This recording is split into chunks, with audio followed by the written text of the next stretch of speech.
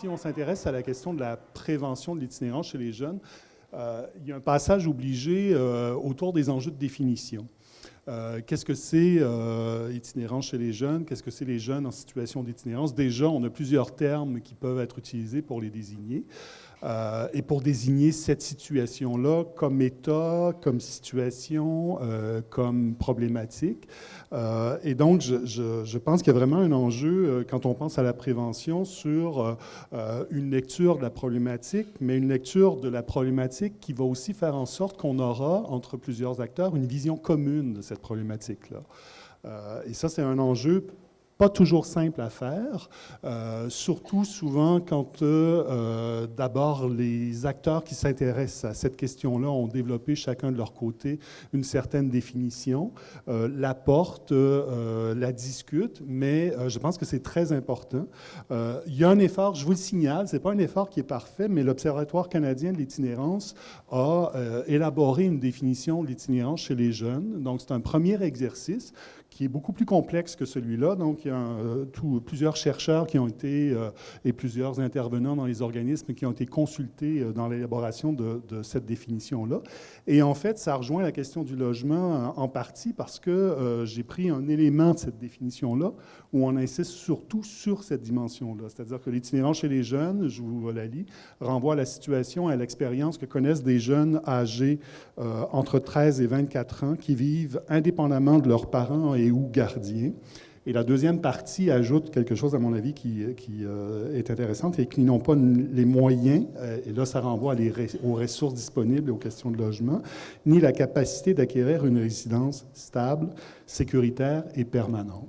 Je vous signale l'exercice, c'est vraiment sujet à discussion, à débat, mais je pense que c'est intéressant de faire ce travail-là et de se réfléchir en disant, est-ce qu'on a une vision commune de la définition qui pourra traverser les responsabilités municipales, les acteurs municipaux, le réseau de la santé. On a vraiment besoin de ce type d'exercice-là.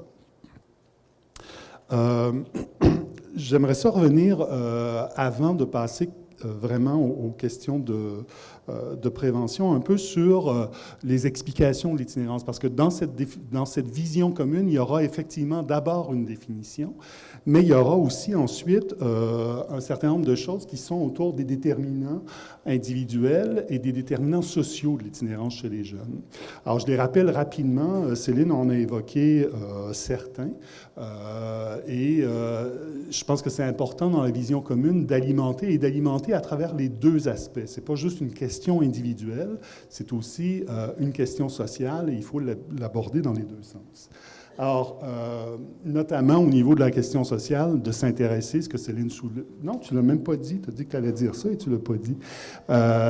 S'intéresser à comment, collectivement, on produit de l'itinérance, donc comment certaines interventions, comment certaines actions génèrent et produisent de l'itinérance. Et là, je pense qu'on est au cœur de la prévention. Hein. Ce que tu voulais dire, c'était un des meilleurs moyens de prévention, c'est pas de moi, c'est de Mme Bello qui ne l'a pas dit, c'est de faire des interventions qui nuisent pas aux jeunes. Hein? Donc, c'est vraiment dans cette vision-là de... c'est bon, je trouve ça pas mal bon que ce qu'elle a dit.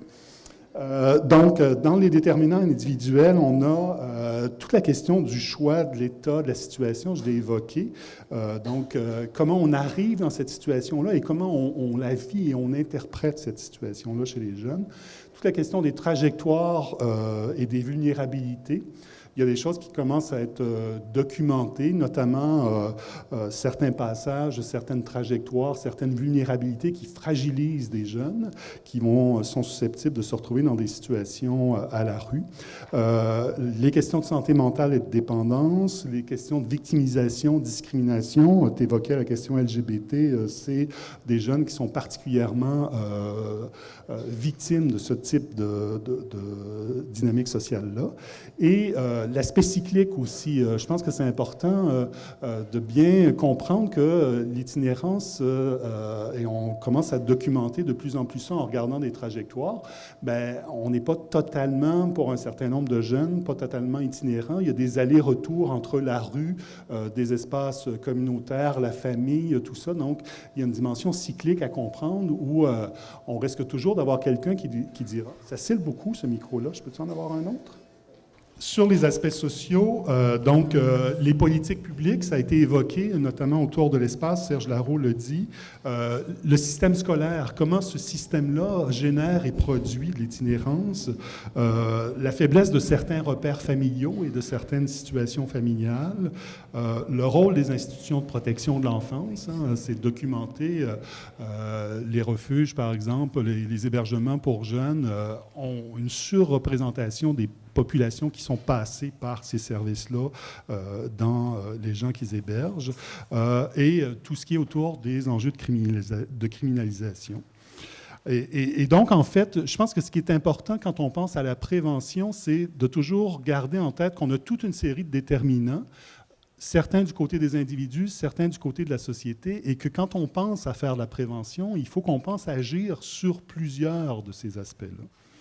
Alors, la prévention doit cibler des actions, donc tant sur les aspects sociaux qu'individuels, et j'ai essayé de les regrouper un peu en termes de génération. Comment on agit sur ces aspects sociaux ou ces aspects individuels? Donc, une première génération d'actions en prévention, c'est des actions qui sont des actions sur les conditions. Par exemple, des actions sur certains déterminants ou des actions sur les conditions de vie. On va agir sur des déterminants de manière très, très globale ou essayer d'agir sur des déterminants de manière très globale. On peut penser que si on a moins de décrocheurs, par exemple, on aura globalement moins d'itinérance. La prévention de deuxième génération, on pourrait penser à des actions où on va essayer de transformer des sensibilités. Donc, on va travailler sur les stéréotypes, sur les préjugés, donc pour faire de la sensibilisation, de l'information et, par exemple, pour faire des campagnes en milieu scolaire pour donner de l'information aux jeunes qui vivent et sur ce qu'est cette réalité-là. Et la troisième génération d'actions préventives, c'est des actions qui sont en amont des problèmes. Alors là, on pourrait penser à certaines actions qui vont permettre d'identifier des points tournants dans les trajectoires, des transitions. Alors, toute cette question-là associe deux aspects, à mon avis, assez intéressants. La question des trajectoires, c'est-à-dire non pas juste penser la situation d'itinérance, mais quelles sont les trajectoires qui mènent vers l'itinérance, et les moments de transition. Est-ce qu'il y a des moments qui sont des moments clés, des points tournants qui font en sorte qu'on est plus à risque de se retrouver dans une situation d'itinérance? On commence à avoir des choses qui sont un peu documentées là-dessus chez les jeunes. Notamment, on sait que tout ce qui est le passage à la vie adulte et dans certains cas, le passage à la majorité pour ceux qui sont pris en charge par les institutions de protection de l'enfance, les centres jeunesse, c'est un de ces points de tournant, c'est une de ces transitions qui fragilise. Alors là, il y a vraiment une opportunité pour penser prévention en disant qu'est-ce qu'on peut faire. On peut agir aussi dans ces actions-là sur les questions d'intimidation, éventuellement sur les problèmes familiaux ou sur les sorties d'institutions. C'est beau. Donc, à partir de cette idée, donc l'idée que je viens de défendre, c'est cette idée qu'il faut à la fois agir sur, à plusieurs plans, mais sur l'individuel et le social. Et j'ai mis une petite phrase en disant, mais la prévention n'est pas une île. Donc, il faut faire attention quand on pense à l'action préventive pour ne pas se lancer dans un silo d'action qui serait pensé en dehors des autres actions possibles. Donc, d'où cette idée, la prévention n'est pas une île. Et de ce point de vue-là, il me semble qu'il y a deux incontournables pour ne pas penser la prévention comme une île en dehors de toutes les autres choses qui peuvent se faire. La première, c'est de se dire, et je pense que les exemples que Céline nous a apportés sont très stimulants à ce sujet-là, c'est de situer la prévention sur un continuum d'intervention. Donc, en lien avec l'ensemble des actions, l'intervention en situation de crise, le suivi, l'accompagnement. C'est-à-dire qu'il ne faut pas penser la prévention en dehors des actions qu'on fait. Il faut penser ça sur un continuum de prévention, d'action. Et la deuxième chose, c'est penser la prévention comme une responsabilité partagée, voire collective, qui implique plusieurs acteurs, la santé publique, mais aussi la sécurité, le milieu policier, les services sociaux, le milieu scolaire et l'ensemble de la communauté et les citoyens. Et ça, je pense que c'est important aussi, et c'est en ce sens-là où c'est vrai qu'il faut cibler des choses sur les responsabilités municipales, mais il faut faire en sorte que c'est un enjeu pour tous. Et je pense qu'au Québec, on a des choses intéressantes parce qu'on a une politique qui nomme les choses dans ce sens-là. Je ne dis pas qu'on arrive à le faire, mais à tout le moins, on a une orientation qui renvoie à cette idée. Ce n'est pas uniquement un enjeu de santé, ce n'est pas uniquement un enjeu de santé publique, et c'est intéressant de voir ce qui est en train de se déployer actuellement. Donc, un certain nombre de questions à se poser. Qui sont ces jeunes? Et je rajoute le à risque, parce que quand on parle de prévention, c'est aussi de trouver des moyens de cibler et de voir des personnes qui sont à risque de se retrouver en situation d'itinérance. Où sont-ils? Quelles sont ces situations à risque? Et je vais vous donner un exemple. Je ne dis pas que c'est la seule chose à faire en prévention, mais comme actuellement on y travaille, c'est autour des enjeux du repérage. Et en fait, l'idée du repérage, c'est cette idée de développer une sensibilité aux jeunes et aux situations qui sont à risque. Un des problèmes, c'est pour plusieurs, pour des acteurs, pour des citoyens, c'est d'avoir une sensibilité ou de voir des situations d'itinérance. Alors, ça peut apparaître grossier de dire, mais comment on peut ne pas voir? Mais dans certaines situations, on ne se rend pas compte de ces situations-là. Alors, ça veut dire pour plusieurs acteurs d'être à l'affût, de porter attention, d'assurer une vigie. Alors, comment on fait ça?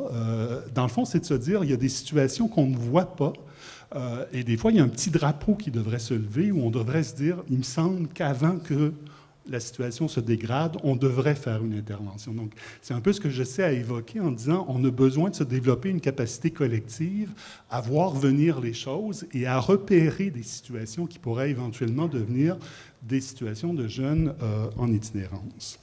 Comment on peut faire ça? Bien, il faut connaître un certain nombre de choses, donc notamment les facteurs de risque. À partir du moment où on est conscient du fait que la sortie d'institution, c'est un facteur de risque, ça nous allume un drapeau, une sensibilité qui va faire en sorte qu'on va faire attention à ça.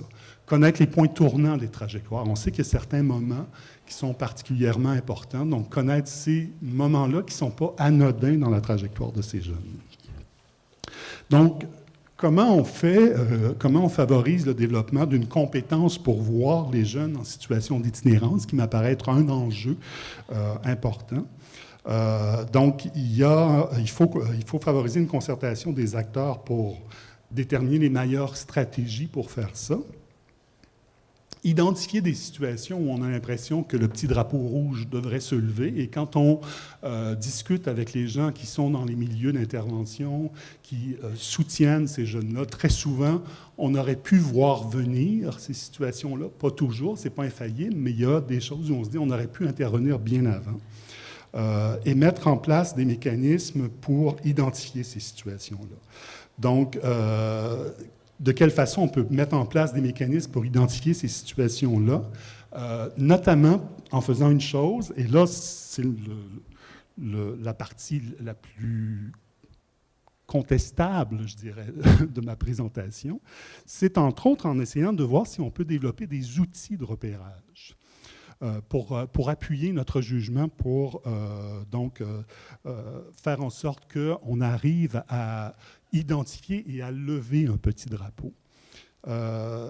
Et une fois qu'on a ces outils de repérage-là, qui existent dans d'autres secteurs, hein, ceux qui sont familiers avec le secteur de la toxicomanie, vous connaissez certains de ces outils-là, qui ne sont pas des outils, et c'est là la difficulté, c'est là où c'est contestable, c'est que souvent on les voit comme des outils diagnostiques, des outils qui font en sorte qu'on juge certaines situations, mais pour moi, leur intérêt, et c'est comme ça qu'il faut arriver à les développer, c'est d'ailleurs une des orientations sur laquelle on travaille actuellement, parce que ça fait partie du plan d'action du ministère, les développer vraiment pour s'outiller et se dire, il y a des choses qu'on ne voit pas et qu'on devrait voir, particulièrement dans les situations à risque. Et là, on est dans la prévention, donc on devrait avoir des moyens pour faire ça.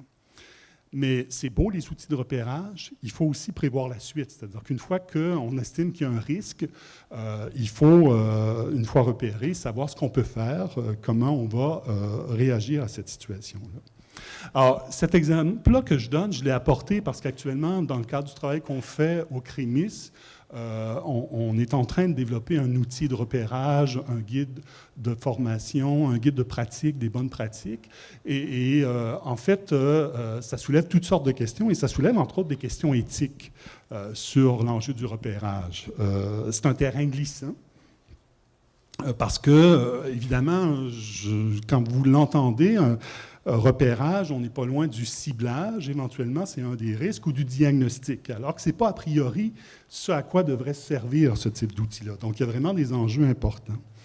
C'est un terrain glissant, mais il faut y travailler. Il faut y travailler en faisant une distinction entre repérage, évaluation et diagnostic, donc dans l'utilisation de l'outil, dans la manière dont on s'outille et dans la façon, évidemment, l'outil de repérage, on peut se dire que quand je suis en hébergement, en situation de crise, je n'ai pas besoin d'un outil de repérage. Donc, c'est ailleurs. C'est des gens qui n'ont pas l'habitude de voir le petit drapeau se lever, chez qui on devrait arriver à développer cette sensibilité-là. Il y a des résistances. Vous me faites signe ou 3 minutes? Tu veux-tu une minute? Je suis sûr que tu as plein de choses à dire depuis tantôt. Il y a des résistances et des critiques liées au risque de contrôle accru à travers ces outils-là. On pourrait penser dans certains milieux qu'il y a des risques de ce type-là. Et il y a aussi des risques de profilage et d'étiquetage, je les ai évoqués, mais oui, c'est vrai, il y a des risques de ce type-là. Mais je ne pense pas que ça doit nous amener à ne pas les développer, à essayer de voir ce qu'on peut faire. Parce que la première raison pour les développer, c'est toutes ces situations qu'on ne voit pas venir ou qu'on ne voit carrément pas parce que les gens et sur lesquels on devrait arriver à agir. Donc, je pense qu'on doit développer notre capacité. Je le résumerai comme ça, cette section-là. Je pense qu'on doit résumer notre capacité à voir, notre capacité collective à voir les situations où des jeunes sont dans des situations d'itinérance. En conclusion, ça tombe bien puisqu'il me reste 4 minutes.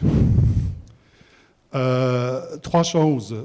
Ça a été évoqué, mais je pense qu'il faut un continuum d'action-intervention, donc qui va de l'intervention, mais qui aussi s'intéresse de la prévention jusqu'à la sortie. Notre continuum idéal, ce serait celui-là. Toute la question de l'intersectorialité et de l'interdisciplinarité, c'est fondamental. Et dans le fond, c'est intéressant que cette initiative soit là parce que la ville est un des acteurs. Donc, c'est fort important de travailler avec l'ensemble des acteurs impliqués et de trouver un équilibre entre l'action sur les déterminants et l'action directe auprès des personnes à risque. Ça aussi, ça m'apparaît être un des enjeux. Je me souviens de quelqu'un qui est un spécialiste de la prévention puis qui disait, bien, quand on fait ça, dans le fond, on devrait mettre 50% de nos budgets, de nos énergies sur un des aspects et 50% en prévention de nos budgets, de nos énergies sur l'autre. Mais je pense qu'il ne faut pas le perdre de vue et faire attention pour pas qu'on aille vers une individualisation de la pratique qui nous amènerait à travers des stratégies de prévention uniquement vers un ciblage des personnes. Alors, Roch nous amène au cœur de la prévention. Qu'est-ce que c'est la prévention, effectivement? Ça commence où? On se demandait ça ce matin au bureau. On disait, quand on veut prévenir l'itinérance, et surtout l'itinérance jeunesse, ça commençait où? Puis on était quasiment rendu à l'allaitement, là, tellement qu'on allait loin dans ce qu'on pensait qu'il fallait faire comme action pour prévenir. Mais en dehors des blagues, effectivement, la prévention, c'est quelque chose d'extrêmement large. Il y a la prévention des personnes à risque que tu mentionnes, puis il y a la prévention du phénomène très tôt, parce que lorsqu'on reçoit des jeunes itinérants, comme on dit, sont jeunes, comme disait Daniel tantôt, c'est difficile d'être chronique, puis c'est difficile de remonter loin. Mais lorsqu'on interviewe les gens, lorsqu'on leur parle aux jeunes, on rend compte que ça a commencé très, très, très tôt, les problèmes. Et dans nos organismes, on s'aperçoit, effectivement, quand tu parlais du pas voir, tu sais, nous, on les reçoit dans nos organismes, avec nos intervenants, on les amène vers le réseau de la santé. Là, tout à coup, ils sont diagnostiqués et on se demande, bien, ce jeune-là qui a passé 10 ans, 15 ans à l'école, comment ça que personne a vu ça, ces problèmes de santé mentaux-là, et comment ça se fait qu'il a fallu qu'on attende qu'il soit à la rue, qu'il soit dans nos organismes pour qu'on puisse agir. Je ne sais pas si vous avez lu, en tout cas moi, ça a été un de mes coups de cœur des dernières années, Marie-France Reynaud, qui a écrit Du bon sens à la Scandinave, où elle étudie la question de la prévention dans ces pays-là. Et c'est extrêmement intéressant où elle démontre que ce sont les grandes politiques publiques qui commencent dans l'enfance, qui aident les femmes monoparentales, qui suivent tout le processus des situations à risque. Et ce sont les grandes politiques qui vont permettre de la prévention. Il reste 2 minutes. À Montréal, on vient de se doter d'une politique de l'enfance. C'est la première. Je sais qu'il y a des gens qui ne sont pas satisfaits de cette première politique-là, mais il y a quand même une première politique de l'enfance, puis il y a un commissaire à l'enfance qui a été nommé. Donc, c'est intéressant de voir que sur le niveau municipal, on commence à s'intéresser à ça pour qu'on ait de plus en plus des politiques qui vont prévenir l'itinérance. Mais lorsqu'on sait qu'il y a des gens à risque, c'est important de voir effectivement quelles sont les grandes situations à risque. On va en reparler tantôt avec vous, je pense, que je ne m'étendrai pas sur le sujet. Mais effectivement, le repérage est extrêmement important. Mais je retiens, puis c'est une chose qui m'inquiète, à la fois le couteau à 2 tranchants, qui est ces outils de repérage-là. C'est qu'une fois que c'est important de pouvoir identifier les problématiques, les situations à risque, mais aussi, et en ce moment, il y a beaucoup de repérage qui se fait au niveau du TDAH, au niveau des problèmes bipolaires des jeunes. Alors, c'est important, on veut aider, on veut repérer parce que ça peut amener à la rue, mais en même temps qu'on fait ça, on stigmatise et on fait du profilage. Et combien de jeunes sont venus voir en me disant, « Bien, écoute, ma vie est finie, j'ai été diagnostiqué de telle chose. » Donc, faut réfléchir à l'aspect éthique, tu as bien raison. Merci, M. Larreau. Donc, on fait passer pour sa réaction le micro à M. David Palardy-Talbot. Donc, moi, ce qui m'intéresse, entre autres, c'est les 3 générations de prévention ici. On voit naturellement et heureusement qu'il y a une évolution au point de vue des générations. Ce qui me dérange un petit peu, je dirais, c'est plus une inquiétude, c'est comment on arrive à différencier des fois l'aspect personnel de l'aspect social. Je pourrais donner un peu comme exemple quelqu'un qui vit beaucoup de précarité, qui va se faire diagnostiquer une dépression par rapport à cette précarité-là. Est-ce que c'était absolument d'un ressort personnel ou est-ce que ça pourrait être contextuel? Ça pourrait être quelqu'un, disons aussi, qui t'es en couple, ton chum t'a laissé. Tu files pas, c'est normal, tu sais. Ça veut pas dire que tu es en dépression. On a besoin d'un temps, puis il y a des contextes qui font en sorte que momentanément, on peut être dans une mauvaise situation au point de vue un peu de notre santé mentale. Ensuite, par contre, je me dis que c'est en faisant des concertations comme ici, puis en se rencontrant plus souvent, qu'on va arriver à avoir une 4e, 5e, 6e génération de prévention, puis que ça va être de mieux en mieux à chaque fois. Sur les enjeux de repérage, j'ai interprété, je ne suis pas sûr que je suis allé exactement comme il faut, mais on fait de l'outreach, on fait du repérage juste pour essayer d'aller trouver des gens qu'on peut aider. Je ne peux pas passer en dessous qu'au GIAP, en ce moment, on fait un projet de recherche-action où notre mission principale, c'est d'aller chercher les jeunes qu'on n'arrive pas à desservir dans les ressources. En termes de repérage, quelque chose qui ressort peut-être en ce moment pour nous, ça serait de dire que on ne mettra pas ça sur la faute des jeunes, on s'entend. Il y en a qui ne connaissent pas les organismes, ne savent pas c'est où, ils ne savent pas ce qu'ils font. Il y en a qui ne savent même pas qu'ils ont accès à des organismes. Donc, on parle à un certain point, je pense qu'il y a un travail un peu de visibilité de la part des organismes à faire, mais un peu un travail au niveau scolaire, voire secondaire, là, de faire de la prévention de l'itinérance en expliquant c'est quoi les enjeux qui peuvent venir là. Puis, si jamais il arrive une problématique, à quel point tu peux être aidé par tel organisme. Dans notre projet, on essaie aussi un peu de voir le profil des jeunes, qu'est-ce qu'il y en est. Quelque chose qui a changé au GIAP et qui change dans beaucoup d'organismes présentement, c'est qu'on ne parle plus seulement d'itinérance, on parle de grande précarité aussi. Donc, la grande précarité, c'est souvent, entre autres, des jeunes qui vivent dans des logements à 5-6 ou qui vivent seuls, mais qui n'arrivent pas à joindre les 2 bouts, qui ne se considèrent pas nécessairement éligibles à ces ressources-là. Donc, il y a un certain travail à faire là-dessus, que ce soit en publicité, quoi que ce soit là-dessus. Je vous laisse travailler vos propres méthodes pour vraiment faire comprendre aux jeunes qu'il y a des organismes qui sont là pour les soutenir, qu'il y a une expertise qui existe pour les aider à s'en sortir.